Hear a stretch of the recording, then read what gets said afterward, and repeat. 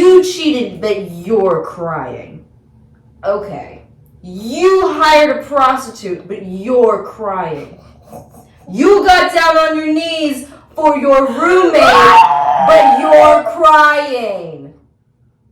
Just be gay. Okay. Hello, my lovies. Welcome back to my podcast where we spill the tea and tequila. My name is Malo, and I am the host of Malo Talks, available on Spotify, Apple, Google, and YouTube.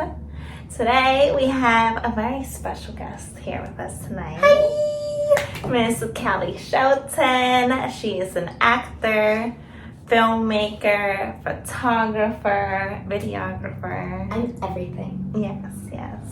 So why don't you share your socials, tell people where they can find you. Callie.Shelton. That's Instagram. Just go to there. Yes. So thank you so much for being here with us tonight on the topic of dealing with a narcissist. Yes. I have a lot of experience with this. So it was perfect. Yes. So let's start off with what is a narcissist? I mean, dictionary definition, somebody who only thinks about themselves all the time. It's all about them all the time. They don't take anyone else into consideration ever.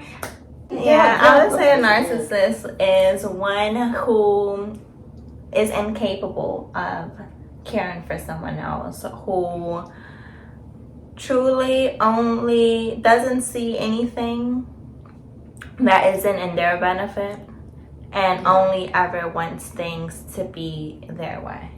Yeah, it's their way or no way. Right, yes. To an extreme. You know, like there's a saying that's my way or the highway, but with narcissists, it's my way or no way.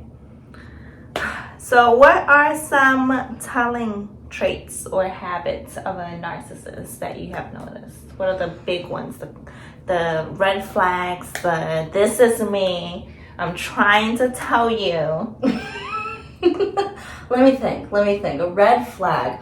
Well, or some telling traits. Well, narcissists tend to gaslight. So, if you tell a narcissist, "Hey, why are you doing this?" and then they say, "No, I'm not doing that," and you're crazy for feeling that way. That's usually a telltale sign. Whoa, something's wrong. What are other? Lack of consideration. I guess, on a day-to-day basis, an example I would give is when it comes to scheduling things. It's either it has to be exactly how they planned or the complete opposite. They just disregard for people's time and not really taking it into consideration, just blowing it off last minute if they just didn't feel like it, so overall just lack of consideration for other people. Yeah. Another telling sign would be not wanting to continue the activity or the conversation if it's not leading the way they want it to be. Yeah. Or they don't like answering certain questions, because they're not telling the truth. So they'll change the topic. So if they're honest, they would just tell you, they would just answer your questions. But since they're not, they know they're. When the conversation isn't in their favor. Yeah. Then it's you know what? Then they go back to the gaslighting, finding some way somehow to find another topic to then blame it on you. I mean, that's, a telltale sign is somebody who, it's always your fault. No matter what, they are never at fault, ever. No matter what they do, no matter what they say, no matter, they will not take accountability for it. There's a lack of accountability. Yes. So, it doesn't matter what they do, it's somebody else's fault. Make that make sense. Or they don't do things unless it benefits them. They might seem like they like helping people, but they only do it if it makes them feel better about themselves. Because at the end of the day, a narcissist is somebody who truly hates themselves, and to the point where imagine you grow up and nobody likes you, so you decide, well, somebody's gotta like me, so I'm gonna be my own best friend. But they take that to an extreme, and like, so they only do things that make them feel good about them. So say, like, I don't know, an example, they work at like a food bank, but they only do it to make themselves feel better. They don't actually do it to help people. And you can kind of tell when like people like explain their behaviors, and like you can just hear like, oh, it made me feel so good. But they never talk about anyone else. I wanted to. Every statement starts with I. They don't ask questions. Like you could sit in a whole conversation with them and not say a word, and they think that that's a conversation. And they don't see anything wrong with it. Yes. Would you say that the traits are different in men versus women? 100%. 100%. Oh my God, 100%. I think that there's so many. Like, for men, they can get away with so much more, I feel like. Like, I feel like people will just say, oh, they're just being a guy. They're just acting like how men act. Men are kind of narcissistic. Right. The typical, oh, well, you know how men are. But like, boys will be boys bullshit. Okay. But with women, you notice, like, they'll use their emotions and they'll try to make you feel guilty. Like, they'll start to cry. They'll start to cry. Deflect the situation. Just start to cry. So, my one. So they'll use their emotions to manipulate you. And, like, so it distracts the other person. And they're like, oh, well, now you have to comfort them. It's always about them. It's never about how you feel. It's about how your feeling is making them feel. Yes. I have seen that in women where they could have done something wrong. The other person is explaining to them how the situation went or how they affected that person, and then the narcissistic women will just turn it on. You hurt my feelings, now I'm going to cry. Now that gets the attention away from the original problem, but now the new issue is you've made me cry, you've hurt my feelings, victimizing themselves. Yes, they are always the victim. They are never the ones at fault for anything. It's crazy. Like, and you can usually tell when someone's a narcissist, like, because they'll rub you the wrong way. You don't have empathy for others, and it's very obvious that you don't even try. It's like, yes, you'll hear some narcissists say, like, well, I can't feel bad for people, or I don't feel bad for him because they should have done this, that, and the third. Always kind of making themselves seem like they've had a rougher end. So anything that anybody else could be going through doesn't even matter because they went through something that they might believe that's worse. Always going back to the them. Their pain is the only pain. Like, or if a narcissist gives you advice, like, say you have a narcissistic parent, okay? Now this one, if when they give you advice, it's not advice, it's the law. Like their way is it's the only way. Yes. And like, if you don't do it their way, you do not live up to their expectations, therefore you are a failure. And again, back at everything is your fault. Because you didn't do it the way I said. You didn't do, like... God forbid. Oh my goodness, yes. God forbid something goes wrong, and let it have been you that suggested it. Oh my goodness. Or like, I would think to myself, like, you know what? I appreciate you trying to give me an option to choose. But you know what? You choose. But it was almost like a trick. It's almost like a trick, so that way if something does go wrong, he's not to blame because you chose where to go.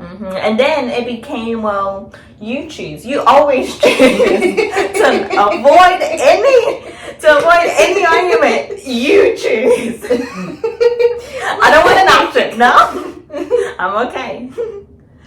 But yeah, with narcissistic behavior, I feel like it is kind of always a trick. Yeah, a little bit. Yeah. A little bit. That's how it feels. It's like, oh, you weren't actually being nice. You just didn't want to choose so that you wouldn't be at fault. Oh, that's great. Or, oh, you didn't just let it go. It wasn't in your convenience. That's why you didn't keep up the conversation. I mean, or they just blame you for everything. Literally everything. Literally, like, or for example, now imagine it's your birthday. It's your birthday and you're at the casino and you're trying to be drunk, right? Now imagine your boyfriend at the time loses his phone. His first reaction is to turn around and look at you. Why weren't you holding my phone? The fuck? Like, the fuck? What the fuck? It's my birthday! What do you mean? Then proceeds to stomp around the casino, screaming, punching machines, and throws a chair. But that's still my fault. And no, you did not ruin my birthday, because how could you have possibly ruined my birthday by acting like a fucking fool? But like, yeah. Situations like that, yes, they just see no fault in it at all. And blame everyone else. It's everyone else's fault that they're mad that I'm yelling and stomping and throwing things. Or then I've seen some scenarios where they'll try to flip the script and be like, well, did you not appreciate anything I tried to do for your birthday? You can't say I didn't try. At least I was there. They like to make, really, narcissists really use their presence as like something. Like, because you are there, that just like, you really did something. Your presence alone is everything. Yay, thank you so much. Even though you contributed jack shit, you were there. Or sometimes I feel like they'll do the smallest thing possible to say they at least tried, and then backfire with like 4 negative ones. You know, like, imagine your boyfriend was there, your ex-boyfriend. Yeah, great, thank you. 1, check. Now I'm going to blame you for losing your phone. I'm gonna stop up and down the casino. I'm going to punch the machines. I'm going to out of anger. I'm going to pick up a chair and throw it across the casino, and then I'm going to stomp up to security and bitch at them for not giving me back my phone.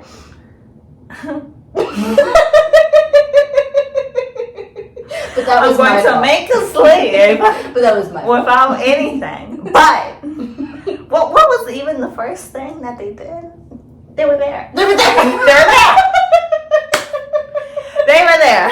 But all of this occurred. They got some shitty ass alcohol. But it all goes back to, but at least they were there. Like, honestly, wish you weren't. Wish you hadn't showed up. God damn. You know, which is sad, because some of these narcissistic people in your life, at the end of the day, can be someone you love and that you would want them around you. Like, you know, at the end of the day, they might not be like the worst person in the world, so you do want them around you. Yeah. But it's sad that because of this behavior they have that they're unaware of, people tend to separate themselves from them and distance themselves from them when it's not always what the other person wants. But it is extremely toxic and draining to constantly be around this energy of being blamed, not being appreciated, yes. And that's why people tend to distance themselves. But it's not necessarily because the person wants to, because at the end of the day, these can be people that you truly love.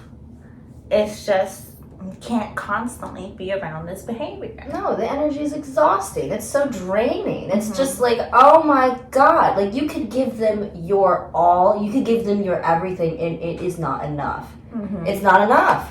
Like, holy shit. That's how I feel. That's how I feel with my family. That's how I feel. Like, no matter what, it's never going to be good enough. So so I decided, fuck it. Like really, fuck that energy. I don't want it. I don't want to be around it. Does not serve me. Or like, you'll see some people that, like, they'll, like, some men, like, they won't have any friends but their brothers.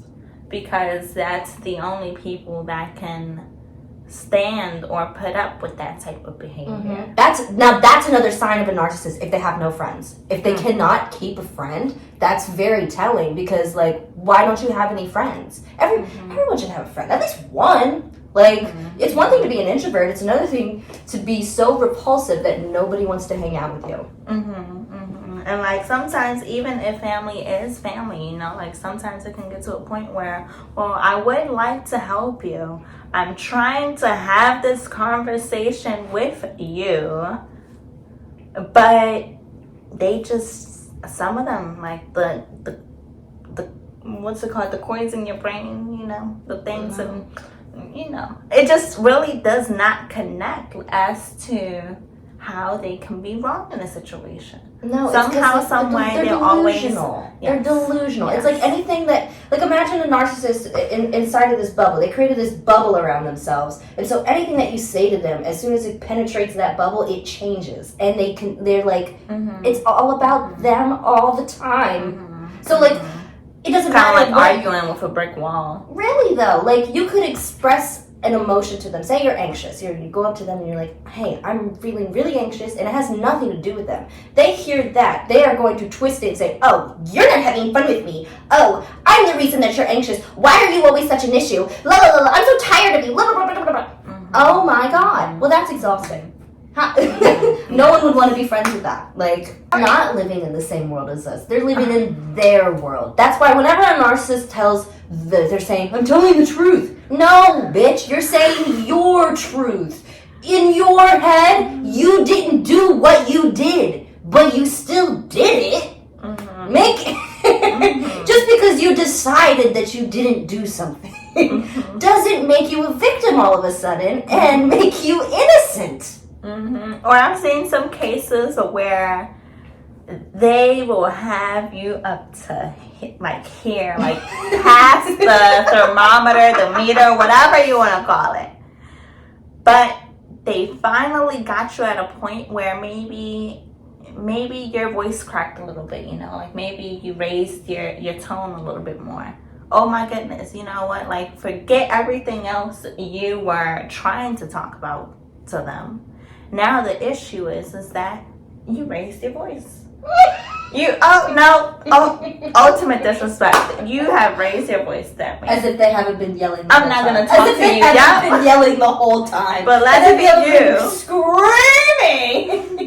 Let it be you that your voice might have, you know, like maybe, I don't know, there might have been a wind in the room or something. Your voice sounded a little louder. Let it seem like it's you, and they are so offended. They're not speaking to you for 3 days. Or they'll if a conversation gets tough, they'll dramatically leave the room. Have you noticed that? They'll not just leave the room, dramatically leave the room. Leave the house. Leave the house. Get in your car. Drive away. Where are you going? Somewhere. Out. Out. Mind your business. You didn't care 30 minutes ago. Yes. That, we have never talked about that before. But that's just to show y'all how a lot of these people carry the same characteristics.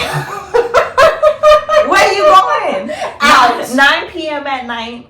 Everything's closed. Where are you going? Out. I can't be in this house. Don't you trust me? Why don't you trust me? Maybe that says more about you than me. I can't be in this house. Well, where are you going? You don't have any friends.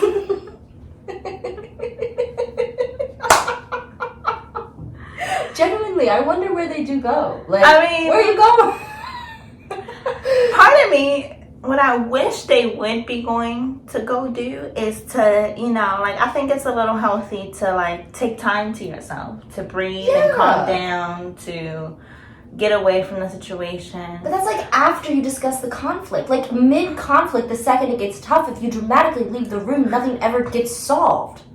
Like, hello? Like, it's not a conversation. And you have offended me way. I can't stand to be in your presence. Not so much from a perspective of, okay, let me take my time away from this subject so I don't say something out of character, so I can have time to properly think and process my thoughts, take into consideration the other person's perspective, how the circumstances could have been different. Where like 101 with yourself.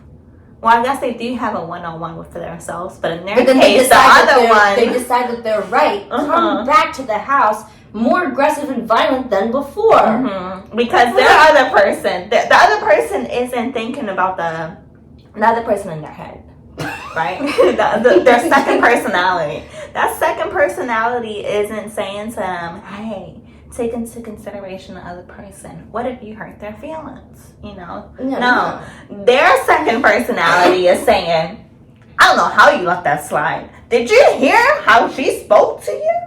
Go back there right now and punch the wall. Go back right there right now and scare her. Scare her." I don't know. So, I guess another telling trait of a narcissist would be if they attempt to take time and come back worse. I guess because they kind of like lock themselves in their own reality. They refuse to talk about anything that could, like anything that bothers you, it's your problem. They're not going to talk about it with you because they don't need to change. They are perfect. They they see themselves as literally perfect. Like they're the normal ones. You're the crazy one for being upset about whatever it is they did. So they're gonna come back and they're still not gonna have any. Are you done? They'll literally. Are you over it yet? Are you still mad? Can you stop? Did you get over that? Yes, or they'll come back and it's like, okay, let's like, if it's your significant other, they'll just try to like have sex with you or something to make it better. And like that doesn't make anything better. That makes everything worse. Don't fucking touch me. Yes. No. Yes. The random gifts, but no apology. No, I wouldn't call them apology gifts, but there is no apology. Only getting flowers when they're saying sorry. And not even saying sorry. No. Just, a couple days pass. Oh! That triggers me. That triggers me. Because, I feel like once you've been away from this type of environment for a little bit, you start to forget the little details of what they do. But yes, the arguing, the bashing, and making you feel like you're worse on one day. Couple days pass, they think that somehow, somewhere you're going to forget everything they just said and did. And then on day 4, they can pop up with some flowers or, hey, you want to go on a trip, you want to do this and the third. And we're just going to ignore the fucking pink elephant, not even the pink elephant, the pink mammoth in the room. They're sliding on their side into the room because the big mammoth is so big, but they're like, hey. They're like, hey, why are you still mad? Are you not over that yet? Not even ask you, why are you still mad? That would But be... that's just that type of energy. They confused when you're standoffish. What do you mean? I'm being loving to you. Don't you want this? Don't you want me? You don't want me? Oh my God. Because it would be nice if they asked you, well, why are you still mad?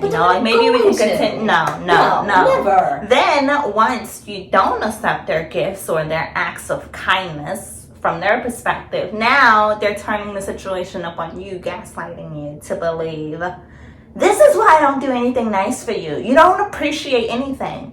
Well, I don't appreciate the fact that in order for you to do this act of service or for you to get me flowers, you had to cuss me the fuck out. You had to... And you had to fuck up in the first place to even get to the point where now you're cussing me out. So it's like you did something, then got mad at me about what you did, because I'm upset about what you did, and now you're coming back like, well, what's wrong?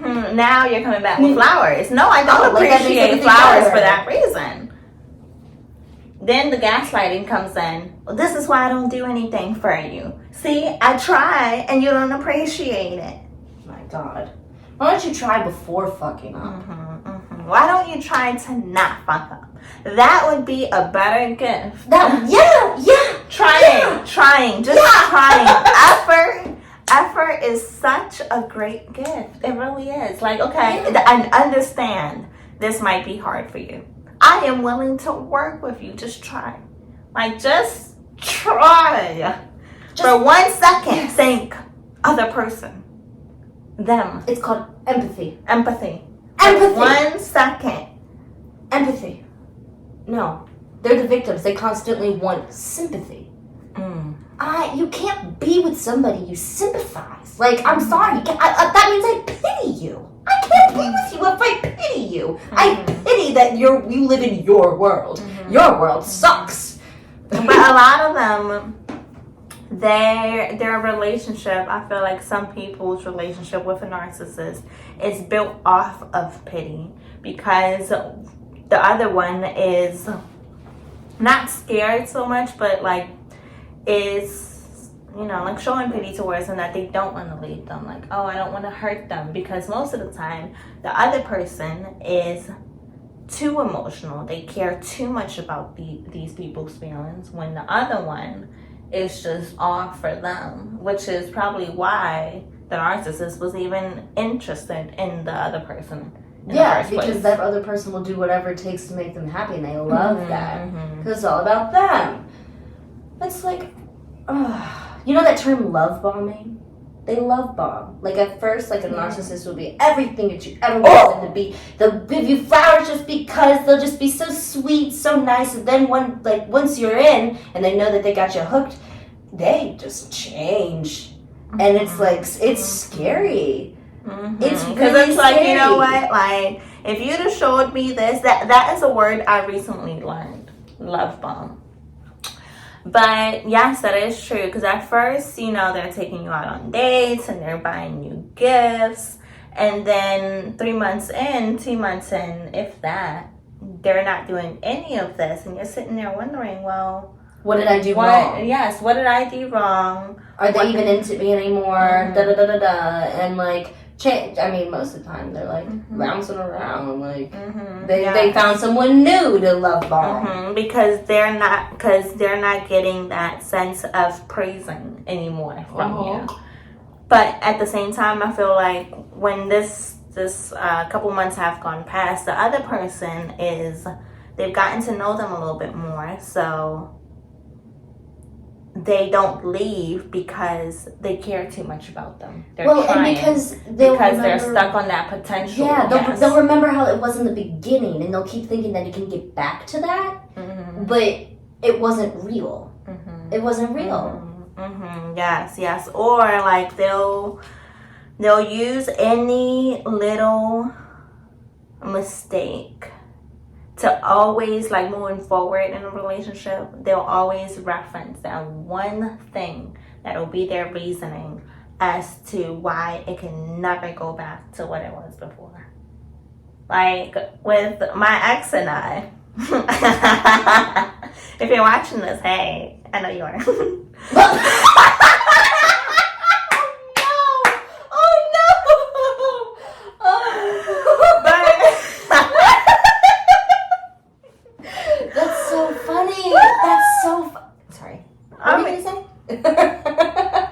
Is it tea or tequila? It's wine! But like with my ex, it was a great, I think we started dating in September. And by January, I had broken up with him because he had lied to me. And it wasn't that big of a lie, but it was a lie, and so then it had me questioning everything. Well, he had lied to me about his age, which, okay, it's not... How old were you guys? I was... We were in high school. We were in high school. Who the hell is lying? Right. So it's like, it's a pretty dumb lie. It's a pretty dumb lie. Yeah, why? But at the same time, it had me thinking, like, well, if he lied about that... What else? Yes, if it was something so small, I can only imagine everything else he lied about. So I broke up with him, and then later I realized, okay, well, I made a mistake. I apologized. Like, it wasn't that serious. I guess it doesn't really make that much of a difference. But my initial problem was the fact that he lied. It didn't matter what he lied about, but he had lied. He used that as the reason for why we could never go back to that original way that we were, because he didn't know if I was going to do the same thing or not. or when he would get to breaking up with me every month. Every month. That'll be an episode on its own because, like, girl, why did you? I mean, I was in high school, different times. But when he would break up with me every month, he would always use, well, you can't say nothing because you did it first. Yeah, one time, and I apologized and I explained to you my reasoning as to why I felt disrespected. And that was a one-time thing. Never again did I say, I want to leave you, until the last time I said that to him, and I left him for good. Because it was like, okay, well, like, he used that point, that mark, as like an anchor for the rest of the relationship, why he would never be affectionate again, because he didn't know if I was going to leave him the next day or not. Why, you know, and like, meanwhile, I'm on the other end trying to do everything possible for him to, like, forgive me for this one thing. But because I did break up with him first, that would forever be the reasoning as to why he could do anything he wanted. Shit. Yeah, and like, you know, like, and it was like, okay, well, like, I can't really say much because... No, you can, but you didn't know at the time. Yeah. I mean, that's so manipulative. Like, what? Because I lied. So this is what he's saying. Because I lied to you and that made you want to break up with me, now that we're back together, I can no longer be affectionate with you because I lied to you and that upset you. But I feared now that since I lied to you and you caught me, that you're going to lie to me. So, what the fuck? And then it was, well, I'm breaking up with you for this reason. Well, if you feel like you could break up with me that one time because I lied about my age, then how is that any different from me wanting to break up with you for this and that? And every month it was a different reason. And so on my end, it always felt like, well, like, you know, like, I kind of felt like I was walking on eggshells all the time, trying to, like, not do anything wrong so he wouldn't be upset, so he wouldn't break up with me. It would be like over. I mean, there were some dumb ones. There were also some serious ones. Like, he broke up with me one time because I refused to take birth control. And at the time, I was already very depressed. Yeah. I was very depressed, and I tried birth control. The month that I moved out, I got on birth control.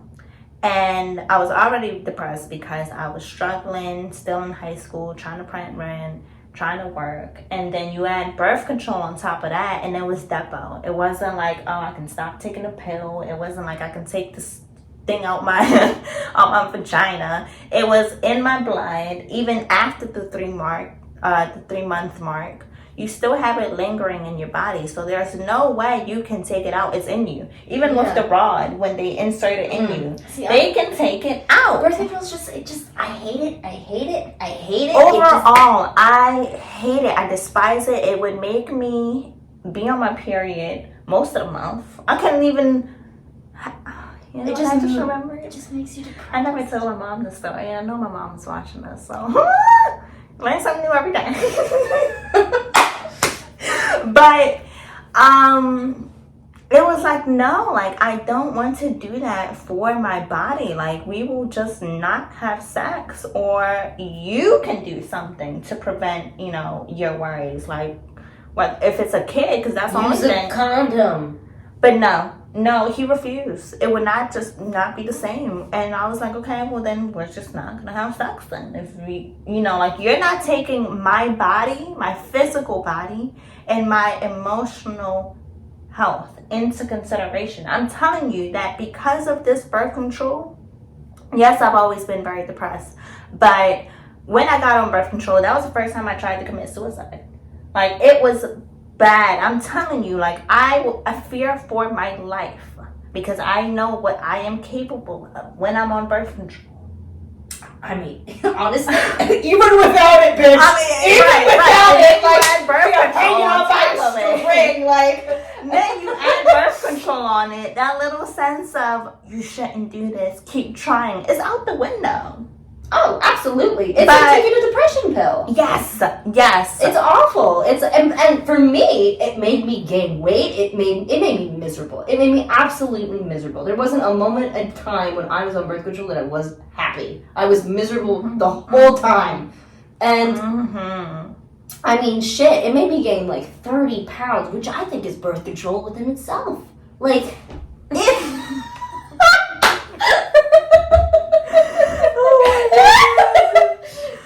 But yeah, like he was like, okay, well, I'm breaking up with you then. If you don't want to take the proper measures for our future. What in the fuck? He's just being disrespectful as shit. Like, like, you know, so like one of the many examples of how narcissists, they don't take you into consideration. You can literally be telling them, I will fuck around.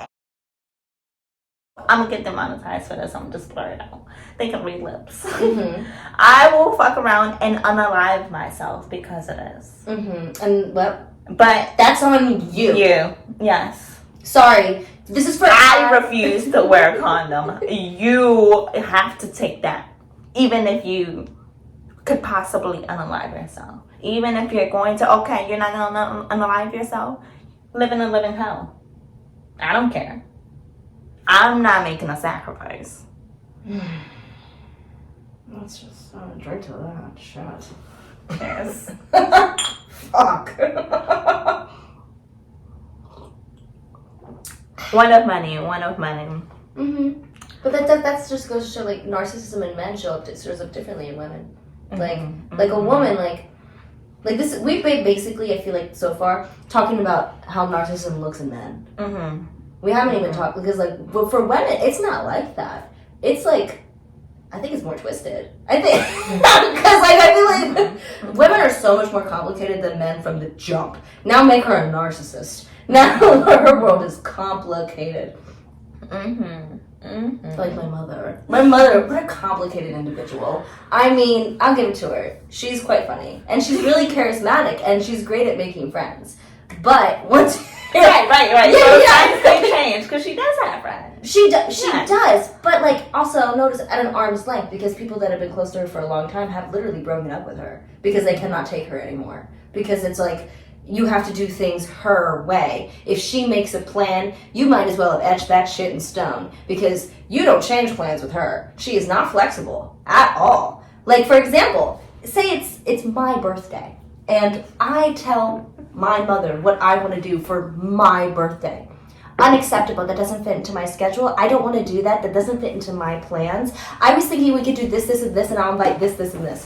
So what that sounds like to me is you want me to go where you want to eat with your friends, and I can only invite certain friends of mine because you don't like some of them because you're judgmental. So yes, that is a telling sign. They will plan something, quote unquote, for you, but it's all about but make them. it for them, because it's all of their friends. Like, at least I took you out to dinner. You took me where you wanted to go with your friends on the day. There was once we celebrated my birthday damn near a month early because I did not fit into her schedule. What? Well, at that point, I don't want to celebrate it. This isn't fun. You're not even going to get me a gift. You're going to tell me that this dinner was the gift, and I had to sit through it. With your friends. And I had to sit through it. That's how it usually feels. I'm just sitting through it, waiting for it to end. And, like, once I just, I can't be sober. Cannot be sober to get through one of these. Like, like, at least she's buying drinks, right? Because I will say, I was elated. Yeah, but then it's just me and you staring at each other while they're having a full conversation about something. About finances. About finances. Like, I give a flying fuck. I'm turning 21. What's happening? When did the conversation become about your Roth IRA? There are topics we can't relate to. And it's like, well, but overall, do you think, like, yes, there are some tongue traits of a narcissist, but overall, do you think the word can be misused? 100%. I think that it's a word that is honestly recently discovered. People now know what it means, and like, I don't know, because social media, people overuse it because it has to be to a certain extreme. Like, it's to like they are making everyone around them miserable type of extreme with this behavior. Like, it gets them in trouble type of behavior. Like, it has to be extreme. It's overused. Like, just because somebody might be being selfish doesn't necessarily mean they're a narcissist. I feel like everybody has a narcissistic tendency or something, or we can be selfish sometimes, but like, that's just which sometimes humans. I feel like you need to be to a certain extent. Yeah, to a certain extent. But like, when it's extreme to the point where there's no regard for anyone around them, like for example, imagine you get into an argument, and it's one thing if they were to like throw a tantrum in the house. It's another thing to do the same thing in public. There is no regard for anyone around them at all because they are feeling a feeling, therefore everyone's gonna know. It's your fault for making them feel that feeling and making them react that way. Yes, so like, yes. it doesn't matter They where we wouldn't have are. reacted that way if you didn't provoke them. Exactly. Like, it's like there's no regard. Like, there's no like, oh, let's discuss this later at home and able to keep your cool. No, it's I don't give a fuck where we are right now. I'm gonna act how I feel, like a goddamn child. Like, I feel that's bad. I feel like men narcissists do that a lot. You know what I also read? Oh my goodness. Yes. Yes. I read something that male narcissists, a high percentage of them, are actually closeted homosexuals and bisexuals. So I just feel like maybe if you would just, I don't know, explore that side of yourself, you'd be less horrible. Like, oh my God, maybe you would say, maybe that's what it is. Women aren't for you. That's okay. That's okay. But quit putting women through hell. We're back on the men again. Back on the men. Back on the men again. But for women, I feel like you said, there's a lot of victimizing and always Crying. using their feelings, their emotions to back up what they said. A lot of, with women, I think it has a lot to do with looks. Like, you'll notice, I know my mother is a narcissist. She won't leave the house without a full face of makeup on because she doesn't want people to see her a certain way. Every day going to school, when I went to the school that she taught at, do not embarrass me. Everything is about her image. It's about image. Image, yes. So yes, it's like, yes. so I remember, like, as a kid, like, she would always criticize my image. She quite literally trained me to hate my own body because she would tell me what was wrong with it from, like, the second, I remember the first time she called me fat and chubby and she did this, grab my little stomach. I was five. And she said some shit like, oh, maybe we need to start a diet. Oh, but I don't want you to blame me later in life for this.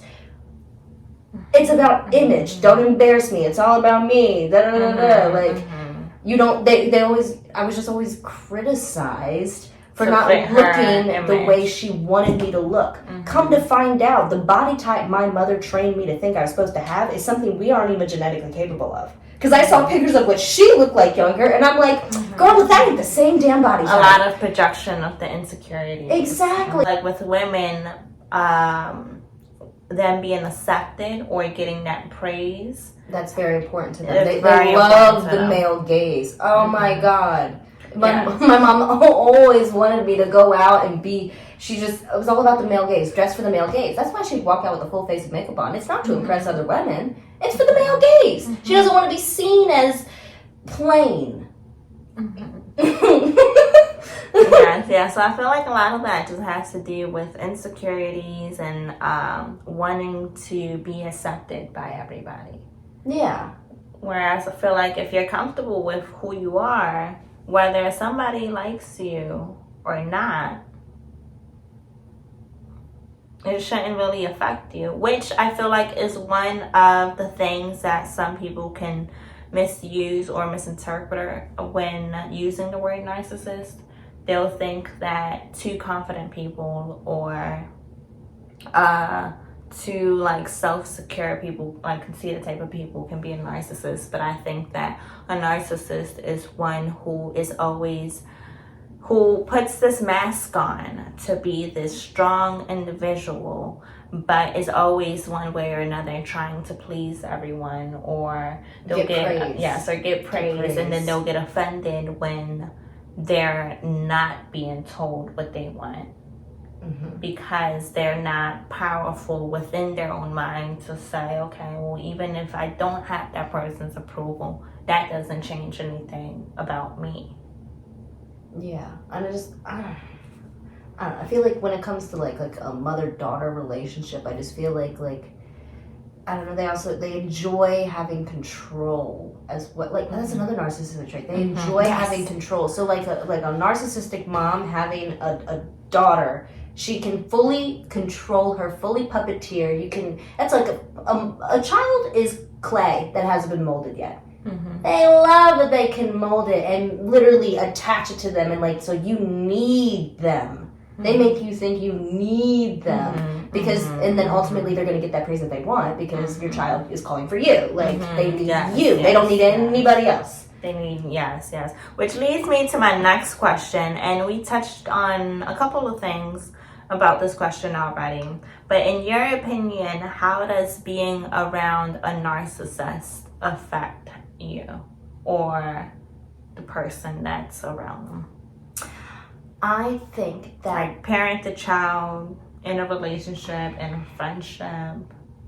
How does it affect? I mean, it's exhausting. It makes you second guess everything about yourself because everything. I don't know. It's kind of like 1 second they love you, and then you do one wrong thing, then they hate you. It's very confusing. It's like you never really know where you stand with them because everything with them is so conditional.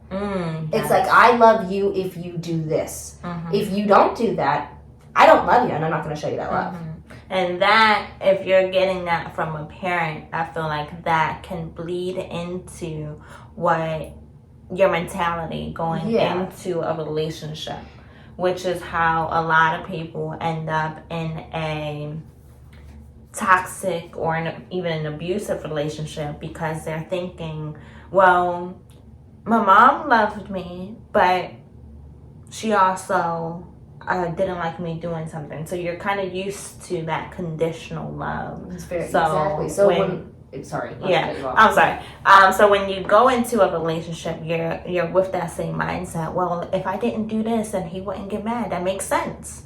Blaming yourself. And I feel like a lot of people fall into a narcissistic relationship coming from being a victim of a narcissistic situation because you don't have much to compare it to.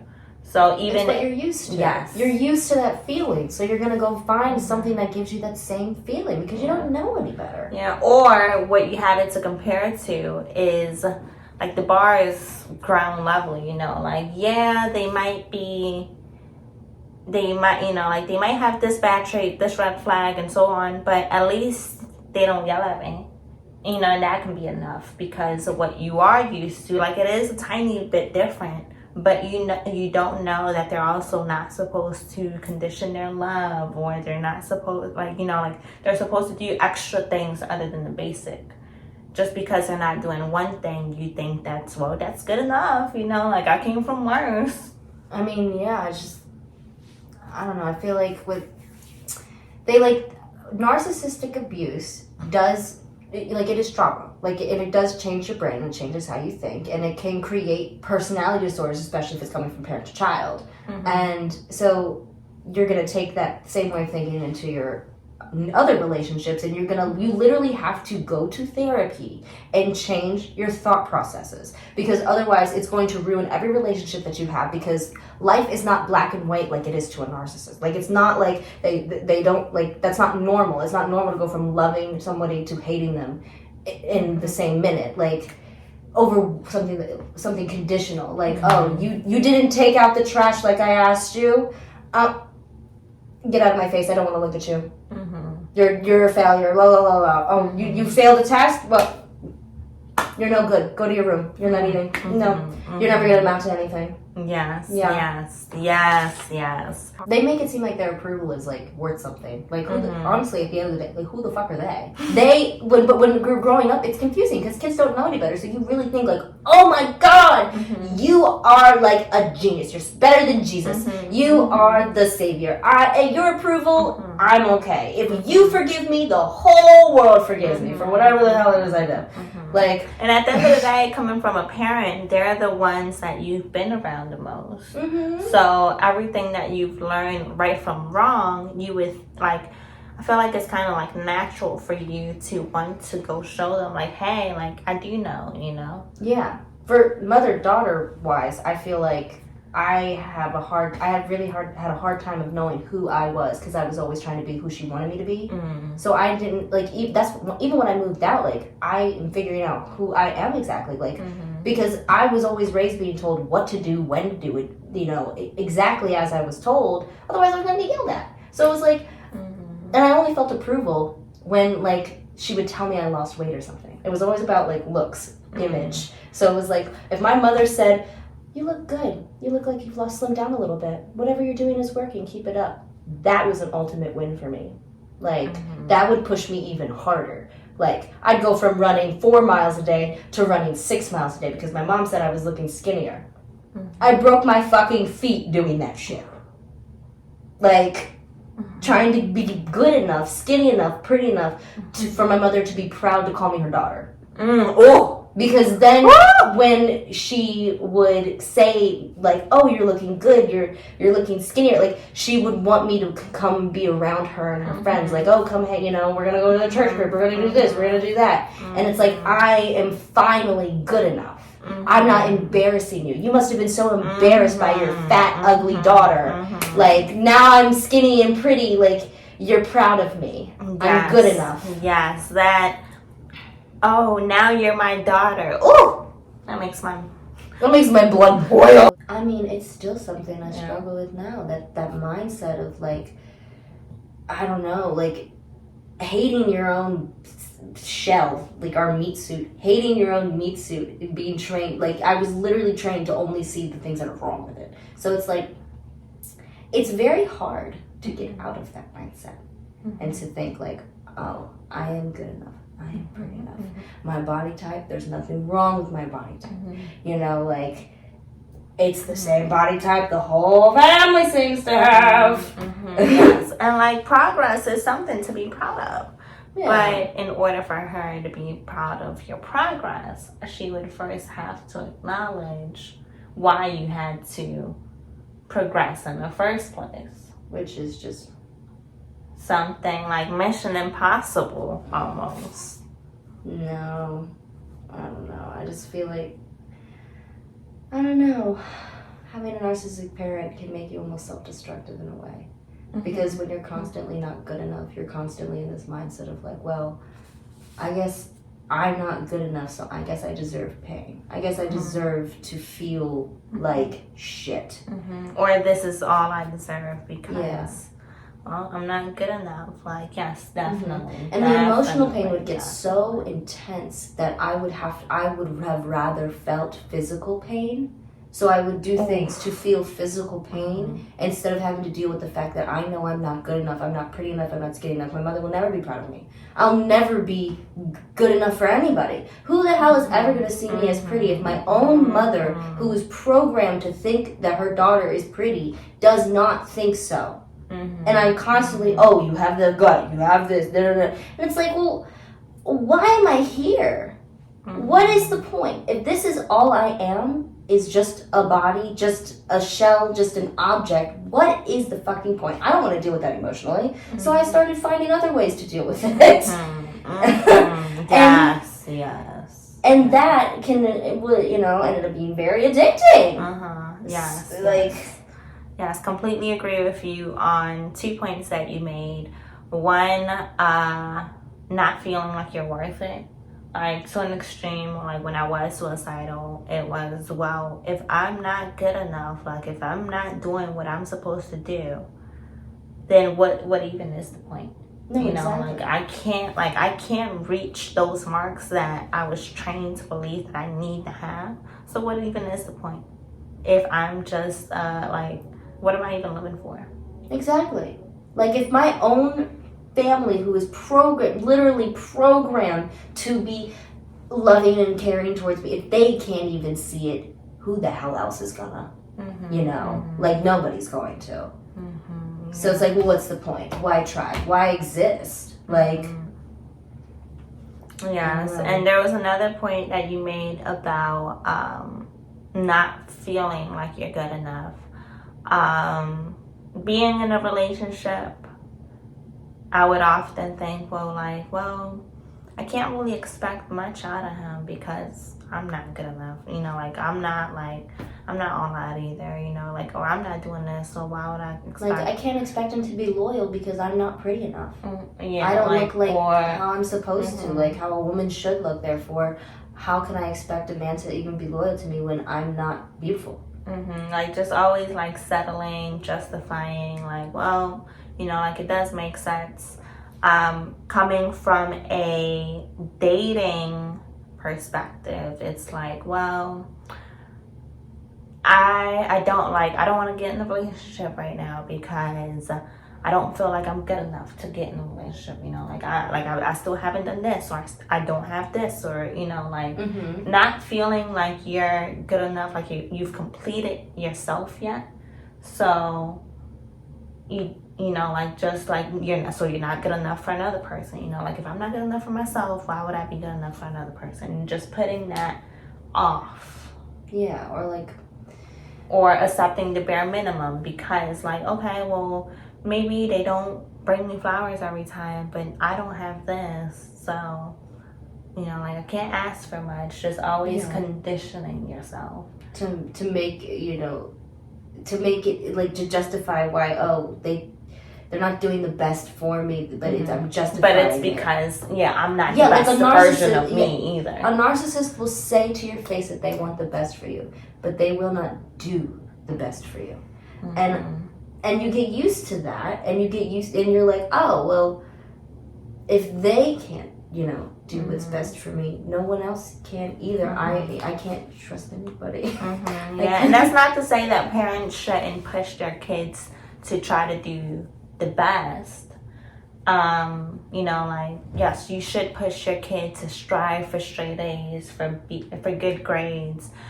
But I don't think that as a parent you should be shaming them because they came home with C's or B's. Exactly. You know, that doesn't make them any less of your child, or that doesn't mean that you should love them any less. I feel like there is ways to have that conversation, but you should never make your kid feel like they're not good enough because they don't meet your standards, because that will carry on to the next, you know, like whether it's a relationship, whether it's at your job.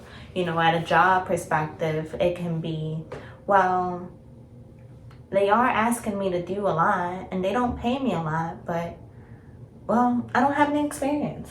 So I'm like, I might think I'm talented at my job, but I don't have much experience. So I guess I'm not good enough. Or, well, I guess I'm good at this, but I don't have a degree in my field. So I guess this is at least something. Just always justifying as to why you shouldn't be getting better. Yeah, that's like it's like they train you to think like that, and here's an example. Like when I was going into college, I knew I wanted to do acting. I knew at the bottom, like in my heart, I knew it. I wanted to pursue it. I was so into theater. I was really I was doing character work. I remember I would do monologues. I would do all sorts of scenes all the time. Like I was really into it. And my mother said, "There's no money in it. You're not good enough. There's no point in even trying." So what did I do? I majored in what she told me to major in. Business. I changed my major 5 times and extended my college career by an entire year because I was listening to my mother. When one wouldn't work, oh, what do you mean you're not passing your business classes? Blah, blah, blah, blah, blah, blah, blah, blah. Well, I knew what I wanted to do in the first place. It took me 4 years to get around. It took me till COVID to get around to actually getting back to what I wanted to do. I was like, well, why did I even question it in the first place? I knew what I wanted. I was told I wasn't good enough. Because it wasn't what she wanted. That she didn't want that for me. She doesn't want this life for me. She wanted me to be in a corporate job, 9 to 5, benefits, blah blah blah, doing finance or something. I don't know. You kind of gotta you gotta match their energy. Be just like them. You do. Be like, you know, like, or say you're going at it with them. The thing that kills a narcissist the most is silence. Mm-hmm. So that's what I did. I gave her the ultimate silence and it killed her, and I knew it did. That's why I did it. Mm-hmm. Because like giving her anything, even just, it could be anything, they feel like they've won. Mm-hmm. Like if you could say anything and they will use that, and they will construe some sort of story. They'll use it against you, basically. So it's like, well, just don't say anything. Like, go completely dead, radio silent. There's nothing that they can do. Don't give them any ammo. Any words at all are ammo. Mm-hmm. Yes. Completely agree. I feel like with a narcissist, sometimes with a narcissist and with people that are still healing, sometimes you just gotta give them space. Gotta give them space so they can understand, like, hey, like, you cannot continue to act this way. I understand other people might have stuck around and not said anything about it, but with me, you cannot continue to act this way and expect me to still be around. You're either going to respect my decisions and what I'm doing, or you're not going to see me at all. Yeah. And at first, I feel like it can be a little bit difficult for the individual dealing with the narcissist. I would say that if you truly care about this person and you're trying to better your relationship, I feel like it gets worse before it gets better. 100%.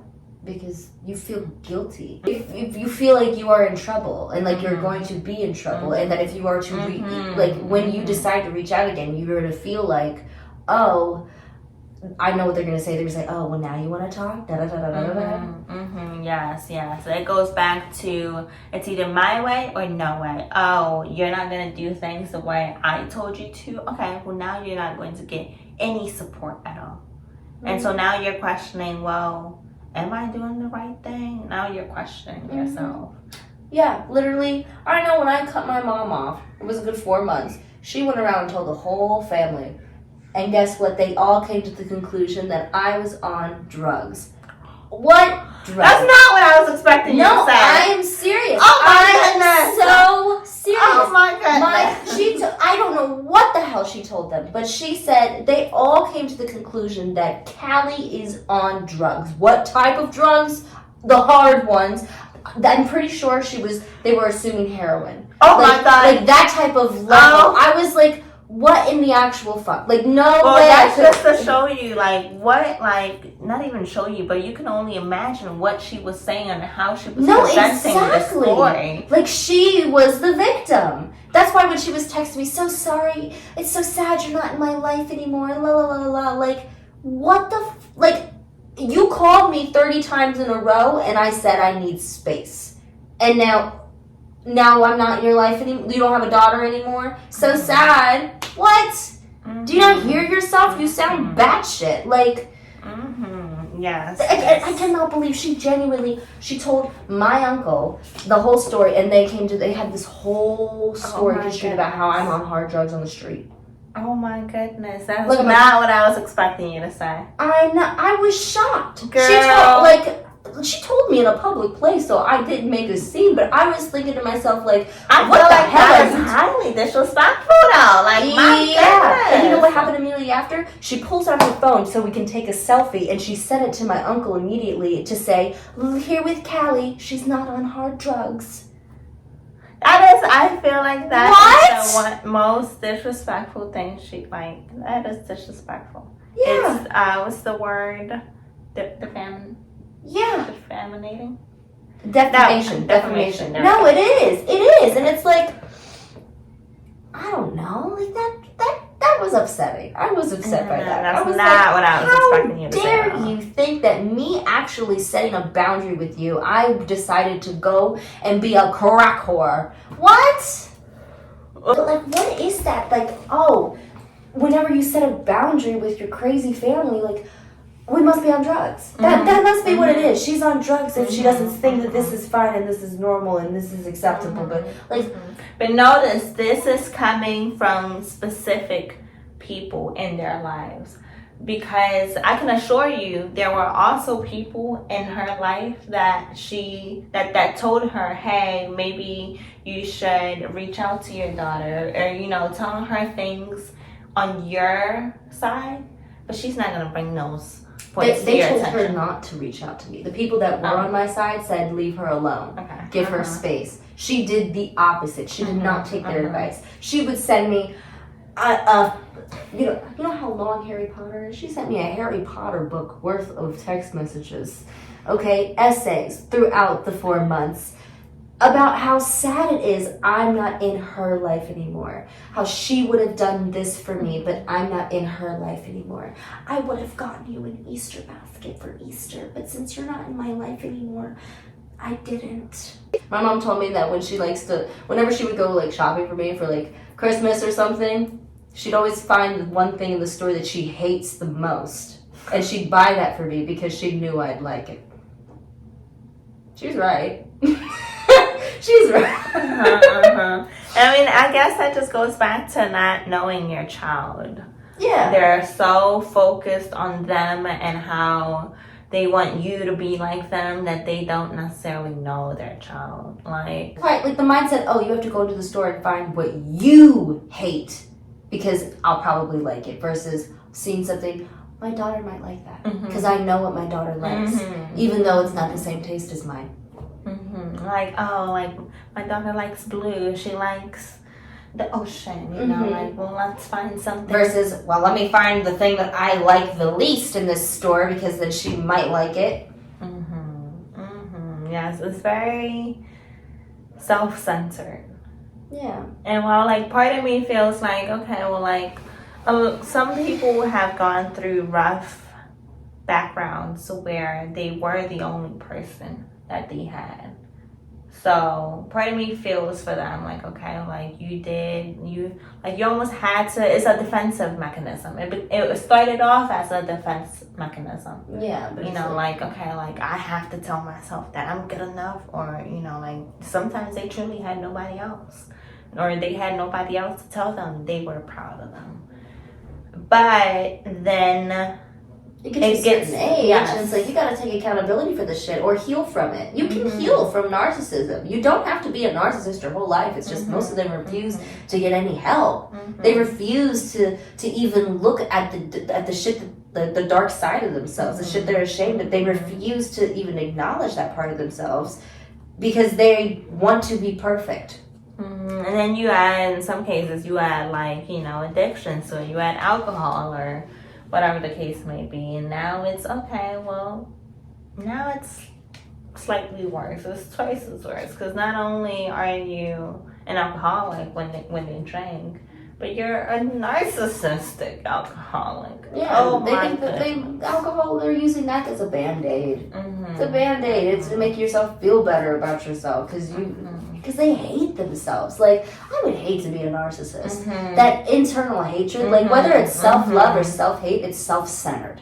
Therefore, it's narcissism. Like some people, there's different types of narcissism. Some people you can tell, like, look at me. I love me, that's narcissism. But there's also the, I hate me, I'm gonna dramatically, I'm gonna cut up my arm and then show everybody, to get attention, or I'm gonna do this, that, like extreme, like self-pity type. Yeah, victimizing. To get pity, like what my ex would do, the screaming and the tantrum and the crying and the oh my god. That is a form of narcissism, because just because it's self-hate, it's still self-centered. You're still not acknowledging anyone else around you. Yes. You're going back to you. Yes. Yeah. I mean, part of me, like I said, part of me feels for them because they aren't as secure as they like to make themselves seem. So it makes me feel for them. But like you said, you can heal from things, and if you choose to not heal, that's when I feel like, okay, a defense mechanism has now turned into a personality trait, because you just let it go and go and go and go. And like when they start using alcohol, for example, or whatever Band-Aid they want to put on it, you're just putting it out for longer, and now not only are you affecting yourself, you're affecting everyone around you. If possible, I would say to help them get therapy, but that is really hard. I would say the best thing to do and the hardest thing to do is to somehow or another leave, because you can't tell them shit. You can't. You can't tell them to get help. Part of me still has hope, you know, like especially how, when it's somebody you love, like, you know, like you can have hope, like maybe one day they'll be willing to. But it gets to a certain point where it's like, how long am I going to wait around being miserable? I mean, like, looking back at photos of what I looked like when I was in that awful relationship, I looked like a troubled single mother. I was. You were. You were a troubled single mother. I looked awful. And it was even harder because your child was bigger than you. And stronger and violent. A violent 2-year-old that would, oh, it's my fault you didn't do your homework. Oh, it's my fault you failed your class. Oh my God, now you're screaming and punching and flailing, and like, that's scary. Mm-hmm. That just makes you shut down, and then, well, it's like, I'm not going to deal with this situation, and and then you end up just sitting in this awful relationship for way too fucking long. Mm-hmm. Coming from if you're in a relationship with a narcissist, and I know, like you said, the hardest part is to leave. I know it's hard. I've been there. But that's the hardest part. That's going to be the hardest part. And you instantly feel better. It's like, because there's nothing triggering you. There's nothing to react to anymore. It's like, it's gone. If you're in a relationship, if hopefully you haven't gotten married yet, or even if you have and you have kids, if you stay with this person, you will be raising not only your kids, but your husband. You'll be raising your husband and your kids. And it's a lot harder to try to raise a husband than it is to raise kids. Like you said, kids, they are unmolded. It's like a plant, you know, like a flower. It's, you know, it can go either way as you water it. But it's so flimsy, it can go either way. With an adult, if you have a narcissistic husband, narcissistic wife, that's like formed. Yeah, that's like trying to fix a grown tree. Like trying to fix a tree that's in their roots, in their ground, in their ways is a lot harder than to repot a plant, you know, like change the setting. You can easily take it out of the setting, put it in a different spot, water it. Because, like, think about it. When you have kids and you're married to a narcissist, like, one of two happens is they'll be a narcissist, one of the types, or they'll get like BPD and they'll be emotionally unstable and they'll go their whole lives never knowing where they stand with people. Because they're always moving out in fear. Yeah, like once, like something could happen, like something minor conflict, and everything is black and white for them because that's how they were raised. It's either love or hate. So, oh my God, one argument, they don't love me anymore. And like logically that doesn't make any sense, but to them it does. And you can't tell them otherwise. No, they don't love me anymore. I did something wrong. They don't love me anymore. Or like, they won't be like assuming other people's decision based on your previous experience, and your only experience being one with a narcissist. It does alter your perspective of other people's world. Like, for example, oh, they won't want to do this for me. That's asking for too much. But like, you know, like they care about you. They will. Exactly. But it's like you were trained to think that your needs were too much. And that, you know, like you're impossible. You know how many times I've been told I am very difficult to make happy. I'm very difficult to love. I'm very difficult. You're very needy. I don't think I'm difficult. I just think that my needs as a child were ignored. Because of whatever was going on with my parents, it was just ignored, pushed aside, wasn't important. Therefore, I grew up thinking that my needs were not important. I broke my feet when I was 13 years old, and I walked on broken feet until I was 14 years old. Until one day, my mother had to take me to the hospital because I couldn't walk. I literally remember I tried to walk and I couldn't do it. I kept falling over and collapsing and screaming. And then she finally took me to the hospital and she was like, oh my God, like, why didn't you say something? And it was because I was never allowed to be sick. I was never allowed to have anything wrong with me. As soon as I said something was wrong with me, she said, oh, you'll be fine. We can go on and on and on about this topic. No, we really can. Like, I mean, I could talk about this for hours. Like, I feel like we have. We've been talking for 2 hours. Are you serious? That's crazy. I feel like we barely touched the surface because there's so much to be said for it. Because there's so much that goes into it. You know, like, cause especially when like narcissism itself. Interesting, fascinating. We talk about it for hours. The effects of it. Oh my God, healing from it. The reasoning behind narcissism. Yeah, and that's the whole thing. You know, like what narcissism can create. Like, I mean, like BPD, they create like literally a narcissistic parent can create a BPD child. And sometimes I feel like, well, why can't you at least try? But I guess it's like fighting with a brick wall, because it's like, well, you're an adult, you're how old, you should be able to process this, like you're just choosing not to. They have walls that are made of concrete and they're tall and they're impenetrable. They don't even realize how they come off. They lack self-awareness completely. You know, yeah, I guess it's not more so they're choosing not to, but they sincerely cannot. They cannot, like, unless, like, it's one thing, like, okay, if you are a narcissist and you have people in your life telling you to get help and that they don't want to be in your life unless you get help, that's like get help. Like, just do it because you want these people in your life. But, like, they won't because they're like, you don't know what you're talking about. Like, I don't need help. You need help for telling me that I need help. But it's like, they just lose people, and they, you know, they're like, well, I didn't do anything wrong. They left. Yeah. And I mean, I guess like if they're not willing to get help, the most you can do is just keep your distance. Like, you know, like, okay, well, at the end of the day, I can't force you to change your way of thinking or your lifestyle. You do what you want.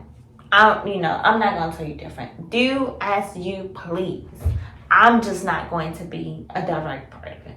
You can continue to do what you do. I'm not telling you to do different. I'm just saying that what I have control of, I'm not going to be a part of it. Exactly. And like, you know, I just thought of it. Sometimes when the narcissist is going to therapy, that don't really matter. They lie to them. They lie to the therapist. Forgot. They tell their truth. They don't tell the truth. I remember my ex, I'd hear him in his fucking therapy sessions like, what? What did you just tell her? That's not how it happened. Wait a minute. You're making everyone else to be the bad guy. Like you didn't, I don't know, scream at your teacher, throw the desk across the classroom, and da-da-da-da. But you're blaming everyone else is because she closed the grades even though you didn't do your homework and you I make it make sense.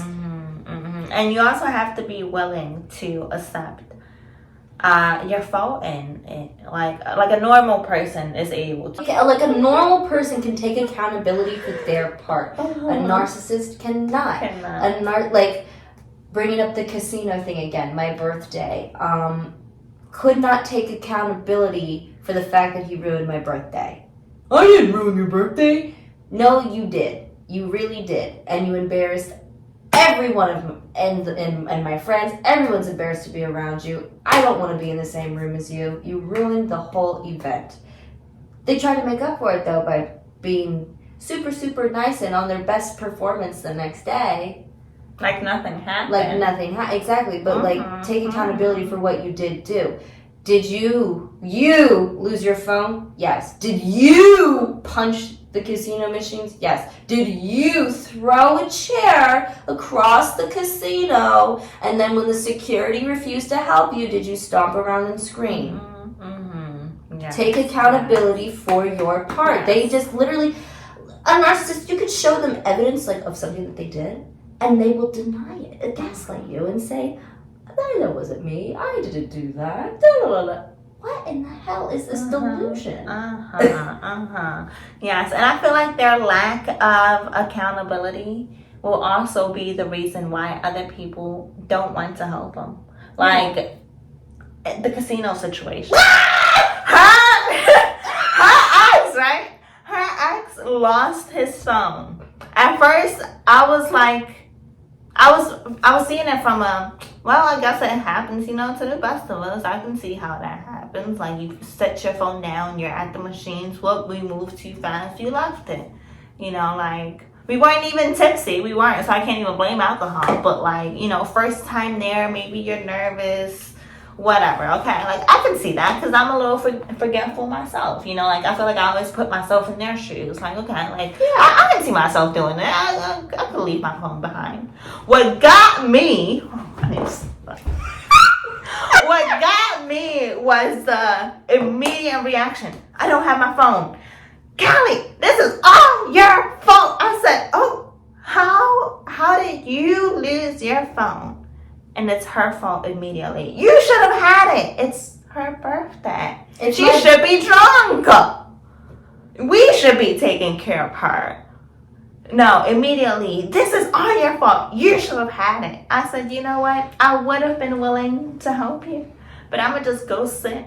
I'm going to find me an area in the casino where there's no one there, and I'm just sit there and let this whole thing play out, because no, I'm not. I refuse. A couple minutes later, I hear the stomping up and down. I'm like, what is that? Like, a casino is a rather large place, and the fact that you are stomping that hard, and we can hear you, and we can feel you stomping around like a goddamn elephant. Like a dinosaur. Oh my god, like, you look a fool. You look a fool. Embarrassed? Are you not embarrassed? You're embarrassing yourself. How could anyone take you seriously? Like, oh my god. So I was like, okay, well, maybe you should be a little bit more patient with talking to myself. Like, maybe you should be a little bit more patient with people. And it happens to the best of us. You can't, you shouldn't judge people because you don't understand what's going on through their head. No, he turns around, he blames me, and then he makes this face of like, oh, my phone, and then sprints. You remember?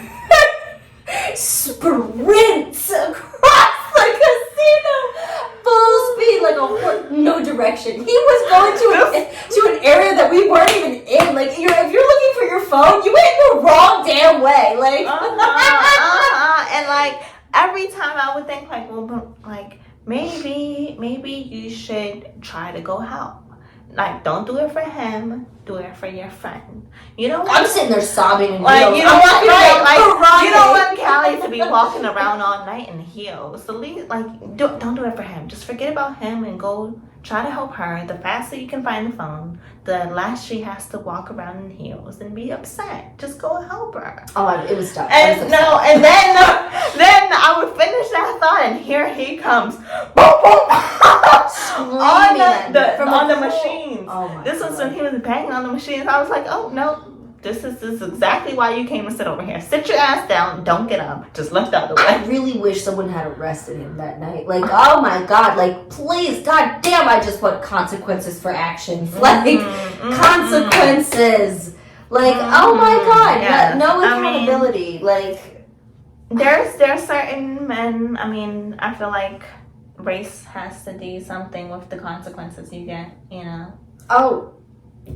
Like, the fact that he was a white man, then he got away with it. But don't tell him he's white, he'll freak out. But like, let it have been, like a black man or like Hispanic man. Oh my goodness, they'd have seen him as the biggest threat. But I guess one of the consequences, which I don't even think he saw as a consequence, was the fact that the security guards had his phone and they refused to help him. No, literally. Because when we got the phone back and we saw the timestamp, it was literally they picked up his phone as soon as he lost it, and they had it, and they weren't giving it to him because he was acting a fool. And I told him that when y'all told me, like, yeah, they had a whole time, and I was like, well, I don't blame them. Like, you come up to me screaming because you need your phone. Well, that's not my fault. Like, you shouldn't have lost it in the first place. Versus you come up to me and nicely ask, hey, have you possibly seen a phone? Like this. They probably would have checked color. The box. There was the box. Yeah. They probably would have checked their box, but no. Yeah. And that was. Oh. And it's like, well, you can't blame them. Like, don't nobody want to be sitting there? Nobody wants to help you when you're so exhausting to be around, and you're just blaming everybody else. Like, it's like. And I brought that to his attention. I think he just disregarded. I don't know. No, he didn't like that you had said that. Of course, like, well, but it's true. Like, I'm not, and I tried to like put it from his perspective. Like, would you help somebody that's yelling? No, you would not. You wouldn't. No. See, but he would made up 1,000 excuses to justify his actions because that's what narcissists do. Just like he made up 1,000 excuses to justify why he cheated. Make that make sense. Make it make sense. Oh, by the time I found out he cheated on me the first time, oh, he put on this big show tantrum so that you cheated, but you're crying. Okay. You hired a prostitute, but you're crying. You got down on your knees for your roommate, but you're crying. Just be gay. See, are we spelling the tea or tequila? I mean it! Just clearly there's no perfect woman. Be with a man! God damn! You clearly need someone who's gonna whip your ass into shit. Like, honestly, you need someone to be able to deal with you. I can't deal with you. Yeah, literally, you need to be put in your place. No, but I read something genuinely where most narcissistic men are closeted. Get out of that damn closet! Just be you. I mean, that would explain the tension within themselves of And not why they're being so able. awful towards women. You don't respect women because you don't like them. You think you're supposed to. Stop. Just be yourself. It's okay. It's okay. It's okay. It's okay. Just do that. Dude, leave me alone. The fuck? No, I can definitely see that. How, like, and I've heard narcissism and just express their hate for women, and it's like, my goodness, what do you? Or like they'll be like the guys where like they need to get with multiple girls to prove that they like girls. Like, stop trying to prove that you like girls. Stop trying to getting curved by bitches. That's embarrassing. One, and just stop. Like, what are you trying to prove? Are you trying to prove this to who are you trying to impress? To yourself? He's trying to, my like, goodness. Whew. Yeah. I mean, we can go on for hours. I mean, yeah, like, it's infuriating because it's like it's like the refusal to deal with the dark side of yourself. That's what makes narcissistic men so awful. Like, just deal with it. Yeah, I mean, I feel like narcissism builds up over time. You refusing to work on yourself, because I feel like in order to truly work on yourself, part of that is acknowledging where you can grow as a person, where you could have done wrong, to be able to become into a new person. I feel like they put that off, and not wanting to acknowledge what they could have done wrong, which they'll never really heal from then, because they can't even, like, yes, people play a part, yes, but you also have to acknowledge your part, which is the part they refuse to do, which is why they don't heal. And then that unhealing, those wounds just become like, they grow and grow and grow and grow, and now you have a lifetime's worth of wounds you've never dealt with, and now it has become into narcissism. Yeah. And like, I don't know, and I know it's also learned. Like, I know, like, my ex, his father acted the way he acts. So it's like, you need to recognize, like, he probably doesn't even recognize that he acts like his father.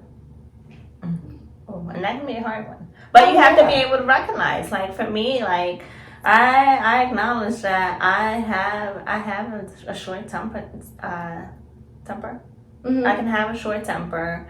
There was a time where I didn't handle my anger the best way. So what I do, I got into anger management classes, because I was like, okay, like, this tends to be a father trait. Well, what can we do about it? Let's go into anger management classes. But it took me acknowledging that the way I was responding to anger wasn't the correct way. Yeah. Instead of looking at at it as well, I've been through a lot, so this is just the way I am. Yeah, no, just like I can acknowledge like what I am awful at communicating. Awful at it. And it's because of how I was raised, I wasn't able to communicate. So there is like a disconnect. So what I do is I write down all of my thoughts and then I can filter them out. And I can go, okay, to make communicating easier, we're gonna take with these, this is illogical, not rational. This is what we got. All right. Because But you tried. But I tried. Yes, I really tried to learn how to communicate better so that I can keep the people that I love in my life. Like, I want them to know how I feel. And it's like, and it is so hard because there's still that fear of like, well, what if they respond the way that, you know, I'm so used to. Like, And friendships, yes, definitely. Like, I'm blessed to have such great people around me, honestly.